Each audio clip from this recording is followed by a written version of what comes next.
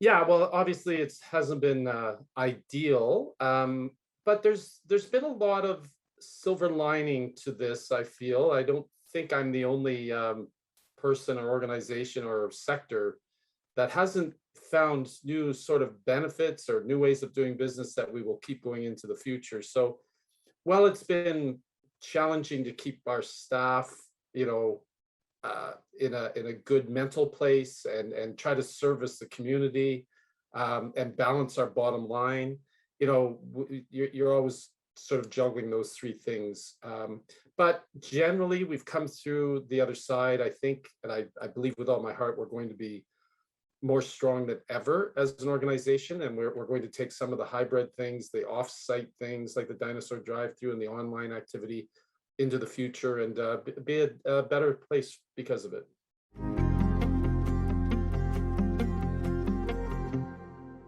Yeah, the Rolling Stones exhibition Unzipped was created by the Rolling Stones for their audience, and their brand is pretty significant and has a wide demographic by age.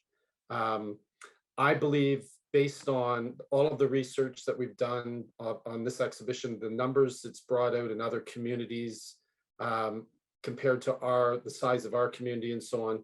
And we're going to have tens of thousands of people come from outside of this region. There's no question about that. Our marketing goes from Detroit to Ottawa to Quebec City to Buffalo to Toronto and all points in between. And we've already sold $100,000 in tickets almost a year out during a pandemic. So I think we're going to have an enormous turnout, and that will translate into an enormous economic boon for our region, for our downtown core, specifically for the hospitality sector, restaurants, hotels, bars, hopefully for other cultural groups. We want to share the audience the best we can. So I do believe, and we are planning to make this a very big festival and take advantage of it and share the audience as best we can.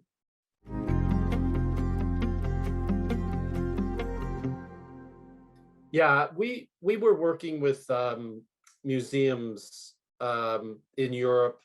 They specifically in Denmark. There was the show had opened and was closed within 2 weeks because of the pandemic at that time in their country. So and we were working with the Rolling Stones band, and we said, hey, we want to work with you guys. Obviously, it's not a huge deal to push ours off just under a month, which we have, and it allowed them a little more opportunity to recoup the investment that they put in because they ultimately did open after that shutdown.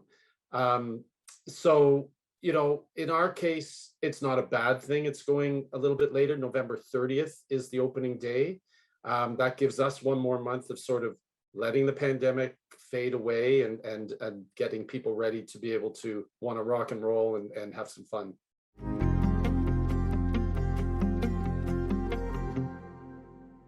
Yeah, so the first thing we've done with the people buying tickets is we've really cut our capacity, even though it's several months from now and we believe that we can hold more people at a given time. But we've really cut the capacity, and people can buy a ticket for an entry sort of 2 hours apart.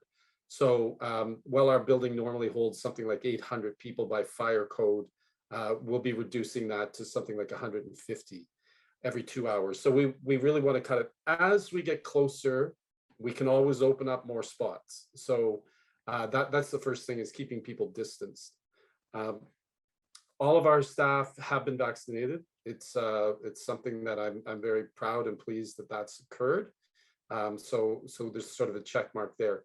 Protocols for cleaning and procedures and so on for moving people through the building have been enhanced in terms of how that will happen. Masks will be mandatory unless the government changes in some manner and, oh my goodness, everybody's safe. But at this point, it's everybody needs to be masked. And the fully vaccinated, it's actually something I'm toying with right now. If you buy a ticket today, you're not obligated to be vaccinated. But as we get as we, being the country, gets closer or further down the road, actually, on this dialogue and this conversation about vaccine passports and so on, I'm kind of in favor of having people vaccinated to come to the museum, period. I'm leaning that way, but no decision has been made yet.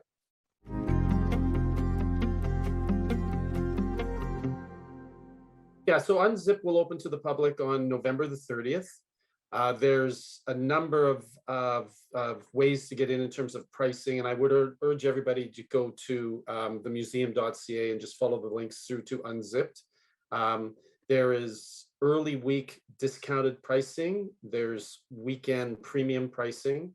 The prices range from about $28 to $38 to get in, and we did that again, looking at what happened, what has happened globally with the tour, and we went a little less than the average. So we just wanted to make sure there was some accessibility there. There's group sales that people can come if their church group or their office wish to come together and receive a discount there.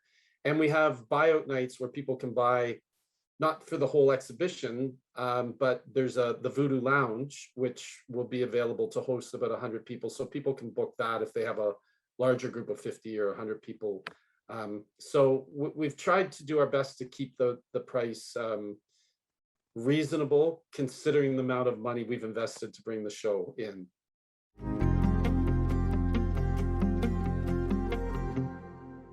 Yeah, so to complement Unzipped, which is fully taking over our entire building, we're actually utilizing space around the community. In Cambridge, we're working with the Fashion History Museum, and they're going to have a complimentary exhibition. I don't mean free, I mean it complements Unzipped. And it's called Frock On, and it's connecting music and costumes and things that people wear. So that's great. We're working with a number of theaters, the Grand River Film Festival, to build out a number of screenings. We're working with Jeans and Classics at Center in the Square to have a Rolling Stones themed night.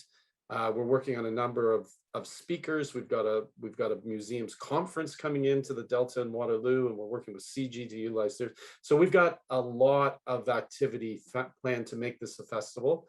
And we've got some big ones we'll be announcing in the next week or two. So I would just encourage people to either follow us online or our newsletter at themuseum.ca